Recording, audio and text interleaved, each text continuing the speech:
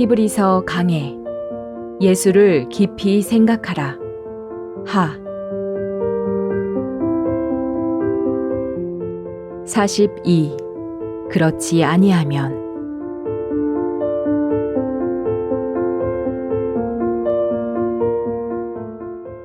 그렇지 아니하면 섬기는 자들이 단번에 정결케 되어 다시 죄를 깨닫는 일이 없으리니 어찌 드리는 일을 그치지 아니하였으리요.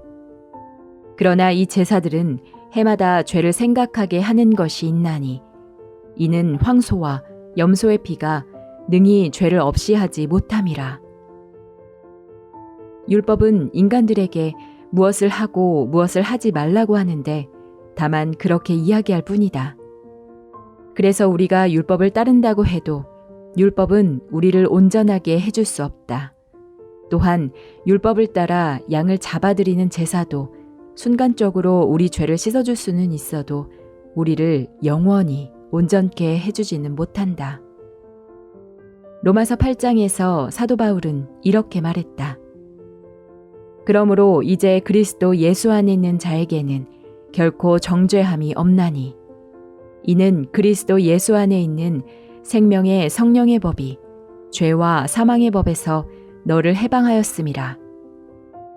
율법이 육신으로 말미암아 연약하여 할 수 없는 그것을 하나님은 하시나니 율법이 할 수 없는 것을 하나님은 하신다고 했다. 그리스도 예수 안에 있는 생명의 성령의 법이 죄와 사망의 법에서 우리를 해방한 것이다. 율법이 우리를 정결하고 온전케 하려고 늘 살인하지 말라, 도둑질하지 말라, 간음하지 말라고 강조하지만 그러한 방법으로는 우리를 하나님 앞에 온전하게 세울 수 없다. 율법이 범죄하지 말라고 해도 우리는 육신이 연약해서 죄를 짓게 되고 그러면 율법은 우리를 죄에서 해방시켜 주는 것이 아니라 도리어 정죄하는 위치에 서기 때문이다.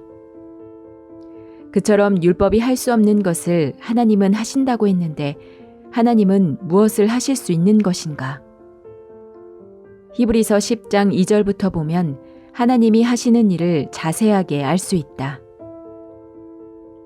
그렇지 아니하면 섬기는 자들이 단번에 정결케 되어 다시 죄를 깨닫는 일이 없으리니 어찌 드리는 일을 그치지 아니하였으리요. 그러나 이 제사들은 해마다 죄를 생각하게 하는 것이 있나니 이는 황소와 염소의 피가 능히 죄를 없이 하지 못함이라. 이 말씀에서 그렇지 아니하면 이라는 말은 율법이 잘할 수 있었다면 이라는 뜻이다. 다시 말해서 율법을 따라 양과 소를 잡아들이는 제사가 우리를 온전하게 할 수 있었다면 이라는 이야기다. 율법이 우리를 어떻게 온전케 할 수 있는가? 우리가 죄를 지었을 때 율법을 따라 양을 잡아 제사를 드림으로써 그 죄를 씻은 후 다시 죄를 범치 않는다면 율법이 우리를 온전하게 할 수 있다. 그러나 실상은 그렇지 않다. 양과 소를 잡아들여 죄를 씻었다 할지라도 우리는 또 죄를 지을 수밖에 없는 인간이기 때문이다. 죄를 사함받고도 죄를 짓기에 양을 잡아 제사를 드려도 다시 죄인의 위치에 들어갈 수밖에 없는 것이다. 따라서 매일 죄를 짓는 우리를 영원히 온전케 하려면 우리 죄를 영원히 사해야만 한다. 하나님께서는 그 일을 위해 당신의 아들 예수 그리스도를 이 땅에 보내셨다. 매일 죄를 짓는 인간을 어떻게 영원히 온전케 하는가? 그것은 인간의 관념으로는 이해가 잘 안 되는 일이지만 그 일을 할 수 있는 것이 바로 예수 그리스도의 피다.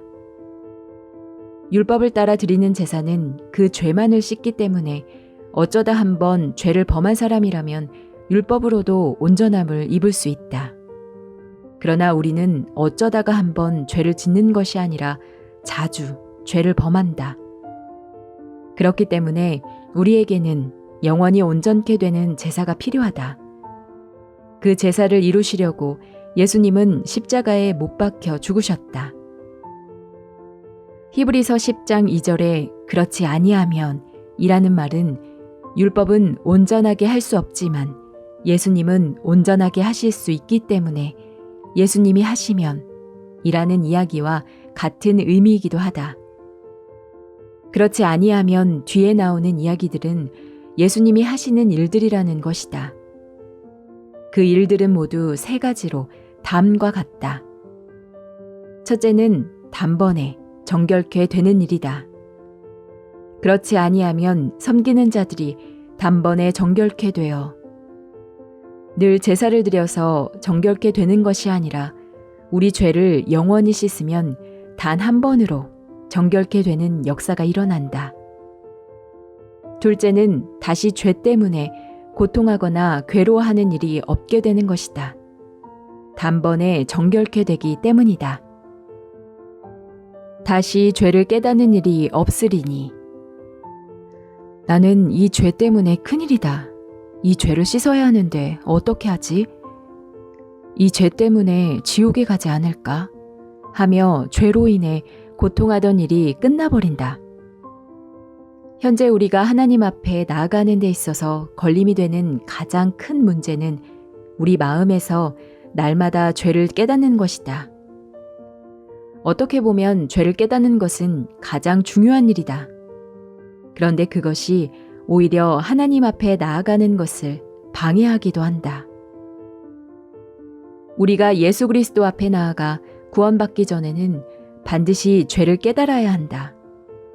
죄를 깨닫지 못하면 구원받을 수 없기 때문이다. 죄를 깨닫지 못하는 사람은 절대로 예수님 앞에 나와 죄를 씻음받을 수 없다. 이처럼 죄를 깨닫는 일은 굉장히 중요하다. 그러나 그렇다고 해서 늘 죄를 깨달아 죄 때문에 고통하며 괴로워해야 되는 것은 아니다. 병이 든 것을 깨달으면 병원에 가서 치료를 받아 병이 나아야 하는 것처럼 죄를 깨닫는 것은 그 죄를 씻음받기 위해 필요하다. 만일 우리가 죄를 깨달음으로 인해 고통 속에 빠져 있기만 한다면 그 깨달음은 아무 의미가 없다. 병이 들었다는 사실을 알게 된 것이 유익한 것은 그 병을 치료받을 때다. 병이 든 것을 알고 치료받지 못한 채 늘 고통만 당한다면 그것은 차라리 병이 든 줄을 모르는 것이 낫다. 죄를 깨닫는 것도 그 죄를 가지고 예수 그리스도 앞에 나와서 씻음받기 위해 필요하다. 죄를 씻음받지 못한다면 죄를 깨닫는 것은 아무 의미가 없다. 죄를 깨닫고 난 후 죄를 짓지 않으려고 노력하고 애쓰는 것은 무익한 일이다. 아무리 그렇게 해도 우리는 죄를 이길 수 없기 때문이다. 우리가 노력한다고 해서 죄를 짓지 않는 것이 결코 아니다. 죄를 짓지 않으려면 우리에게 예수님의 힘이 와야만 한다.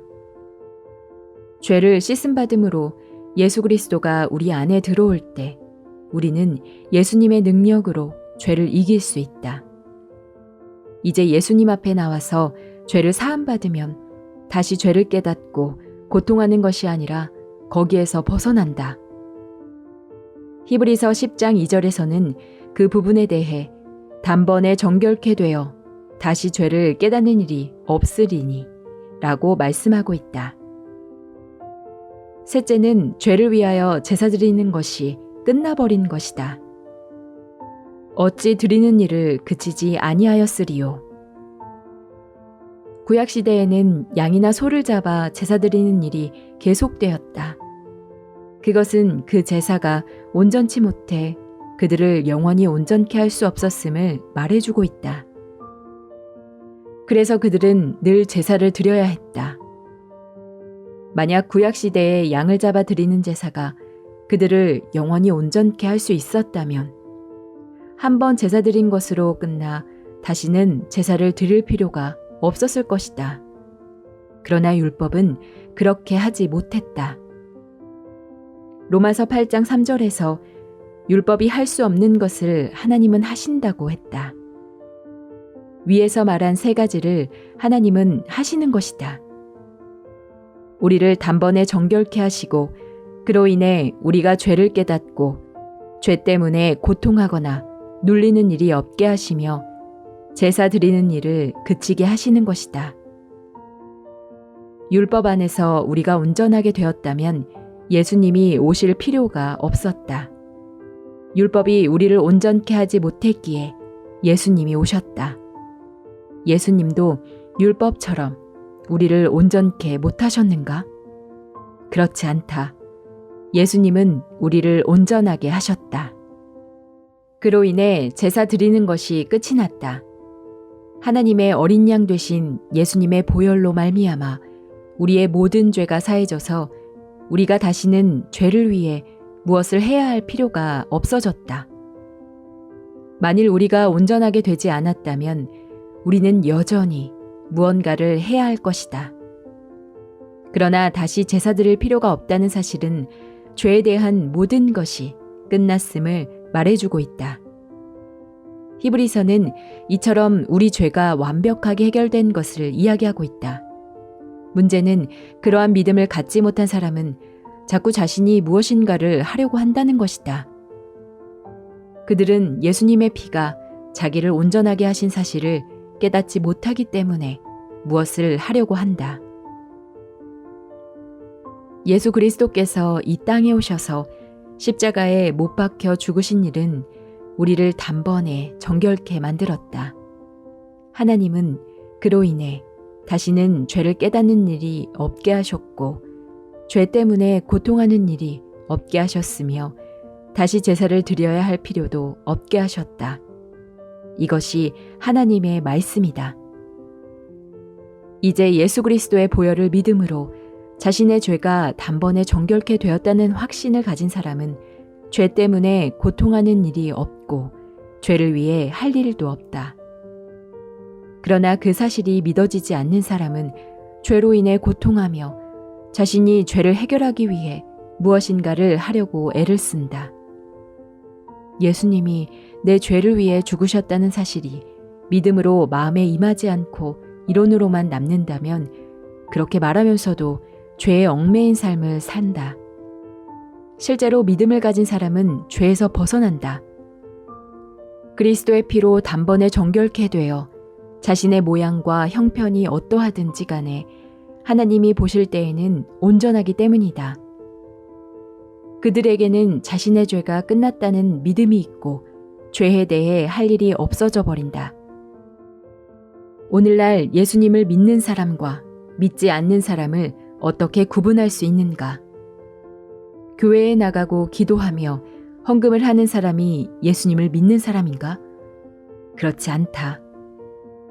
예수님의 피가 자신을 죄에서 해방했다는 사실을 믿고 자신을 영원히 온전케 했다는 사실을 믿으며 그로 말미암아 다시는 죄 때문에 고통하거나 괴로워하는 일이 없는 사람, 죄를 위해 더 이상 무엇을 할 일이 없는 사람, 그가 바로 예수님을 믿는 사람이다. 예수님을 믿지 않는 사람은 아무리 열심히 기도하고 노력해도 죄에서 벗어나지 못하며 그 마음이 죄로 인해 눌린다. 예수님이 이루신 능력이 믿음으로 임하지 않았기 때문이다. 그렇기에 자신이 죄를 위해서 뭘 해야 한다고 생각하는 사람은 진실로 예수님을 믿는 사람이 아니라고 말할 수밖에 없다.